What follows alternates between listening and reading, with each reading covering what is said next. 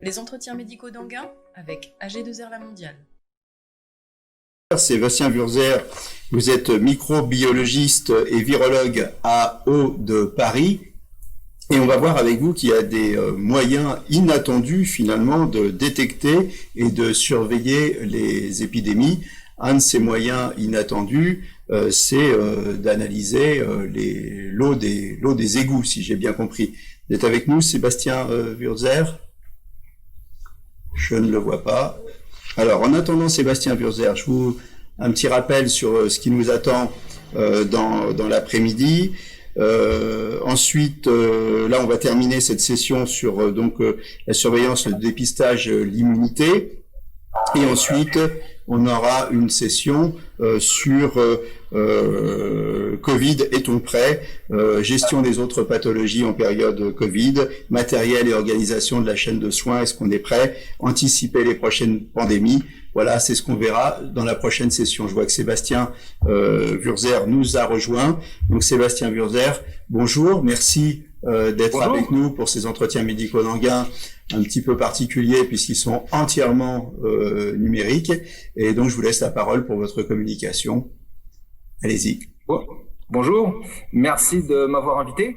Et je vais essayer de vous démontrer que c'est peut-être pas aussi inattendu que ça que d'aller regarder dans les eaux usées pour avoir ce suivi de l'épidémie. Donc moi, je vais vous parler un petit peu effectivement de ce qu'on fait dans les eaux usées et en parlant d'Aubépine, qui est un observatoire épidémiologique dans les eaux usées. Donc c'est l'acronyme d'Aubépine. Diapo suivante, s'il vous plaît.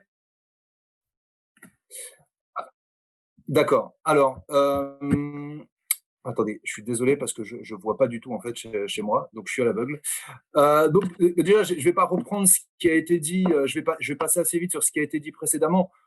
C'est une maladie qui a un taux important de patients qui sont asymptomatiques ou dits paucisymptomatiques, donc avec de très faibles symptômes. On estime à au moins plus de 50% de ces personnes.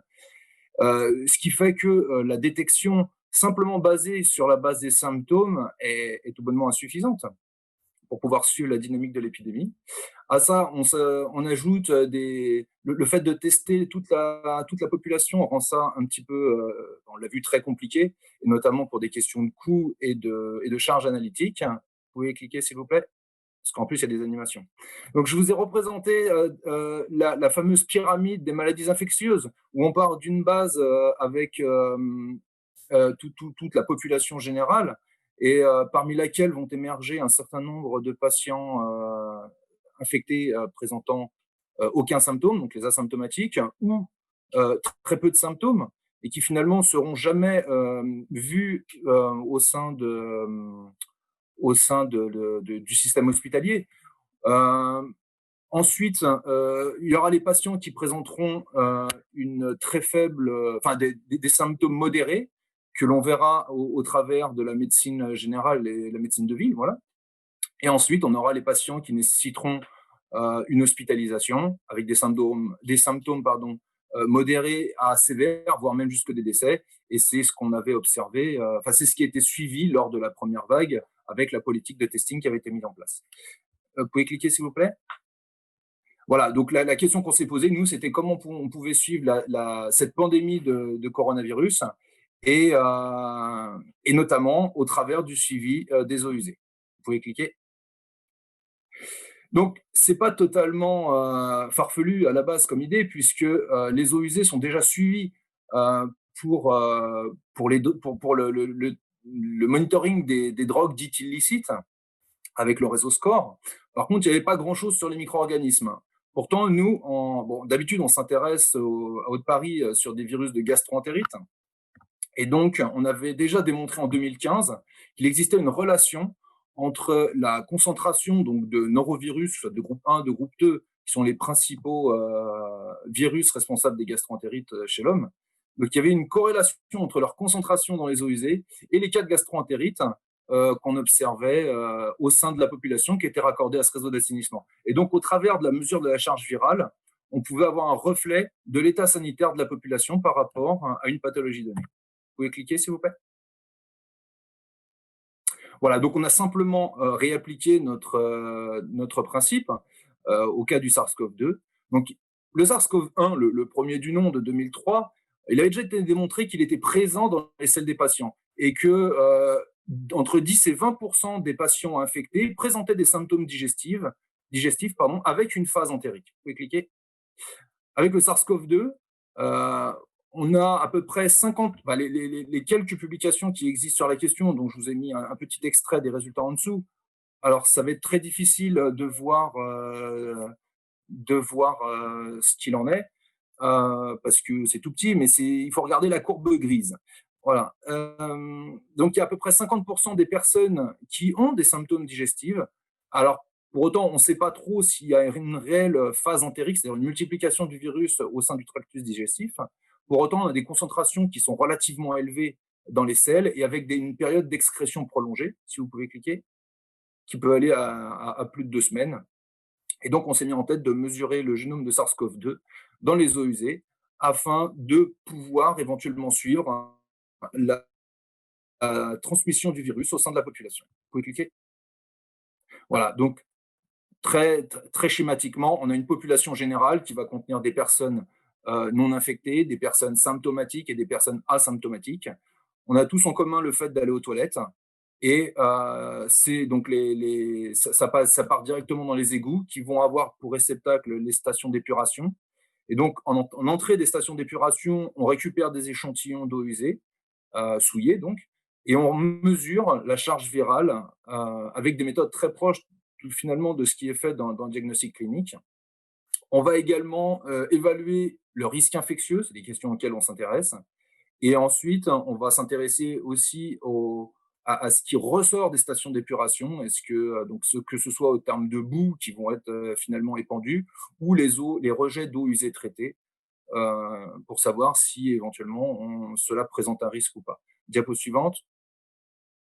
Voilà, on a monté un groupement. Le réseau Bépine, c'est un ensemble d'acteurs qui sont Haute-Paris, Sorbonne Université, des chercheurs de l'Université de Nancy, de Clermont. J'ai oublié personne en citant également les militaires avec l'Institut de recherche biomédicale des armées et l'IFREMER. Donc, tout ça se réunit sous la forme d'un GIS, d'un groupement d'intérêt scientifique. Vous pouvez cliquer. Voilà, je vais passer très brièvement sur l'historique parce que ce n'est pas ce qui est le plus important, mais ce groupement a commencé à travailler dès le début mars. Et donc, depuis début mars, on suit ce virus, en tout cas le génome viral dans les eaux usées. Et jusqu'à encore aujourd'hui, on a reçu un très fort soutien des différentes académies, des sciences, de médecine, et surtout un gros financement du ministère de la Recherche et un appui de nos tutelles, que ce soit le CNRS, Sorbonne Université ou Haute-Paris. On a, depuis le mois de mai, on suivait avec l'aide des exploitants à environ 50 stations en France. Et aujourd'hui, on est en train de le déployer pour atteindre un quota de 150 stations. Vous pouvez cliquer. Voilà, donc je vais passer aussi très vite là-dessus. Il y a différentes méthodes qui ont été développées pour aller rechercher le virus de façon à pouvoir être déployé dans un maximum de laboratoires, tout en s'adaptant évidemment aux équipements de base des laboratoires qui sont très variables d'un laboratoire à un autre. Vous pouvez cliquer. Voilà, je pense que c'est ça qui est le plus important. Vous montrer ce qu'on a nous observé au travers des eaux usées. Donc, si on prend le graphe du dessus, en rouge, tous les points rouges correspondent aux différentes stations d'épuration en Île-de-France qui ont été suivies en fonction du temps sur l'axe des abscisses. Évidemment, il y a plusieurs stations d'épuration qui ont été suivies par jour. Donc, en fait, la courbe rouge retrace de façon lissée la moyenne de la concentration virale au sein des eaux usées. En bleu, on vous a calqué dessus la courbe correspondant au nombre de cas de patients Covid hospitalisés. Et c'est pareil avec une courbe lissée en bleu. Donc, on va comparer simplement ici la courbe rouge et la courbe bleue. Et sur le graphe du dessous représente le nombre de morts. Vous avez une petite zone grisée qui correspond à la phase du premier confinement. Vous pouvez cliquer. Donc, ce qu'on observe très, très facilement, c'est qu'on a une détection très précoce de l'épidémie avec une mesure du virus dans les eaux usées avant l'apparition des cas cliniques, que ce soit au cours de la première vague, mais également au cours de la seconde vague, puisque au cours de la seconde vague, on a signalé dès le 23 mars une redétection du génome viral à travers les eaux usées, alors qu'on détectait aucun patient hospitalisé à cette époque. Vous pouvez cliquer. On observe également qu'on a une similitude dans la dynamique de l'ARN viral, donc du génome viral dans les eaux usées, et la dynamique épidémiologique à l'hôpital. Que ce soit au cours de la première phase, avec une augmentation très rapide et exponentielle du nombre de cas et de la concentration du virus dans les eaux, mais également lors de cette deuxième vague, qui est en cours d'ailleurs, où on a une pente beaucoup plus lente, mais qui est parfaitement comparable entre les cas hospitalisés et la concentration du virus dans les eaux usées. Vous pouvez cliquer. On a observé également les effets du confinement suite à la première vague, et on s'est aperçu très rapidement qu'on avait une chute assez importante à la fois du nombre de patients qui étaient admis de nouveau à l'hôpital et de la concentration dans les eaux usées. Et qu'à la fin du confinement, on était retourné, en tout cas dans les eaux usées, à des niveaux qui n'étaient plus détectables. Vous pouvez cliquer. Voilà, donc ça reprend simplement ce que je dis. C'est le dépistage à travers les eaux usées. C'est un système d'alerte précoce de la circulation du virus au sein de la population que l'on va cibler. Ça permet de suivre la dynamique de la transmission du virus au sein de la population, et ça permet également de valider les mesures sanitaires pour lutter contre justement cette épidémie. Vous pouvez cliquer. Donc ça, c'était à l'échelle du Grand Paris. On va faire un petit zoom maintenant tout simplement sur 2 stations d'épuration qu'on a ressorties, qui sont situées à 20 km d'intervalle. Donc, vous avez les 2 graphes qui présentent la courbe en noir, le nombre de patients Covid, et en rouge, la charge virale dans les eaux usées. Évidemment, la courbe des patients Covid ici est similaire, puisqu'on n'a pas eu accès à des données plus localisées, en tout cas au niveau des patients hospitalisés. En revanche, on voit bien qu'au niveau des courbes, et notamment au niveau de cette deuxième vague, on a des différences dans la dynamique d'augmentation de la concentration, et signe qu'elle peut être influencée par un contexte local, tout simplement, avec des populations préférentiellement atteintes plutôt que d'autres, et pourtant très proches finalement. Vous pouvez cliquer. On a également montré cet été, dans le cas d'une petite région isolée et parfaitement isolée en France, sur le littoral, que ce suivi permettait également la détection des clusters. Donc on a suivi cette petite station balnéaire, et on a très vite observé le 3 août une augmentation de la charge virale dans les eaux usées. Très rapidement, les collectivités, puis l'ARS en a été informés. Et le 6 août, a été mis en place un barnum pour tester individuellement cette fois-ci les personnes. Et donc, il y a sur 980 personnes qui ont été testées, 6 ont été identifiés positifs et étaient asymptomatiques, dont 3 issus de la même famille. Ces personnes ont été mises à l'isolement, et on voit que derrière, ça a réussi quelque part à endiguer la propagation du virus sur cette petite île isolée. Vous pouvez cliquer. Voilà, donc aujourd'hui, on est passé chez nous en période automnale, puisqu'on a une cartographie dynamique. Il y a 22 000 stations d'épuration en France. Il serait parfaitement illusoire de pouvoir suivre ces 22 000 stations d'épuration, même de façon hebdomadaire.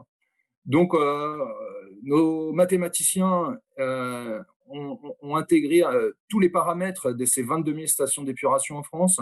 Regardez les interconnexions qu'il pouvait y avoir entre elles, le nombre d'équivalents habitants qu'elles représentaient, et nous ont proposé de suivre 150 stations réparties sur l'ensemble du territoire, en incluant également les DOM-TOM, qu'on a appelées des stations mères, et pour lesquelles le ministère de la Recherche nous finance pour un suivi bi-hebdomadaire, sur une durée de 38 semaines pour commencer.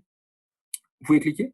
À ces stations mères ont été définies un certain nombre de stations filles, encore une fois, sur la base de leur interconnexion, et sur lesquelles on pourra éventuellement aller rechercher le virus également pour regarder plus au niveau local ce qui se passe, s'il y avait besoin. Mais bon, ça c'est plus dans un contexte de détection de cluster, on va dire, parce que là pour l'instant tous les échantillons sont positifs partout, donc il n'y a plus de doute, que ce soit sur les stations mères ou sur les stations filiales. Vous pouvez cliquer s'il vous plaît.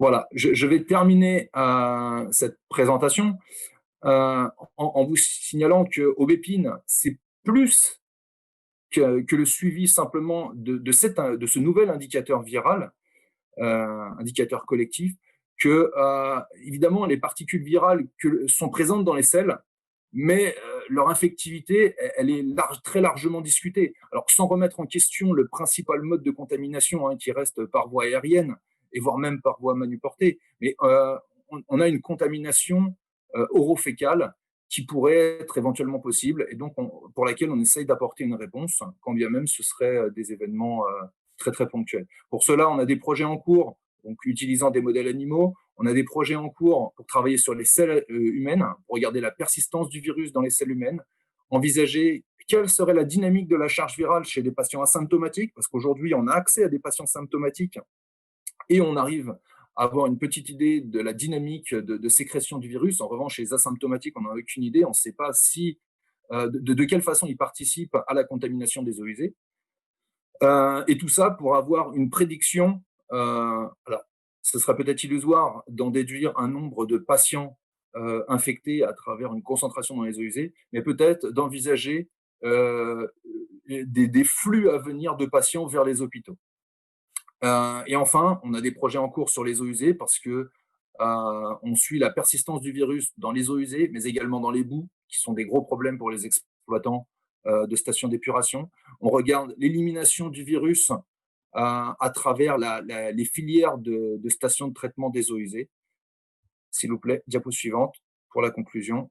Voilà, donc en vous précisant que j'espère vous avoir convaincu que l'épidémiologie dans les eaux usées, ça permet de suivre la dynamique de la transmission du virus, ça permet la détection précoce des événements de transmission, ça permet d'évaluer l'efficacité des mesures de lutte contre les épidémies, que ce soit le confinement, le couvre-feu ou d'autres restrictions qui pourraient être mises en place, d'envisager évidemment au-delà du coronavirus l'existence d'un observatoire national vraiment dédié aux eaux usées, à l'instar de ce qui se fait pour les centres nationaux de référence, cette fois-ci sur une matière, ce qui serait quand même une première mondiale à ma connaissance. Donc dans les semaines à venir, on va suivre 150 stations d'épuration sur le territoire et que les données vont être remontées, et sont déjà remontées depuis tout ce temps, au ministère de la Recherche, de la Santé, aux ARS et aux collectivités locales, même si aujourd'hui elles ne sont pas encore ouvertes au grand public. Et ça permet éventuellement d'apporter des éléments de réponse sur le risque de transmission fécale-orale et également le risque pour les travailleurs qui travaillent soit dans les stations d'épuration, soit dans les égouts, tout simplement, ou toute autre personne qui pourrait être amenée à rencontrer ces eaux usées. Voilà, diapo suivante. Vous remercier, je crois. Ah ben voilà, merci beaucoup. Vous restez avec nous, Sébastien Wurzer, pour le débat. On va retrouver Martin Blachier qui a dû rester en ligne et le professeur Arnaud Fontanet. Les entretiens médicaux d'Anguin avec AG2R La Mondiale.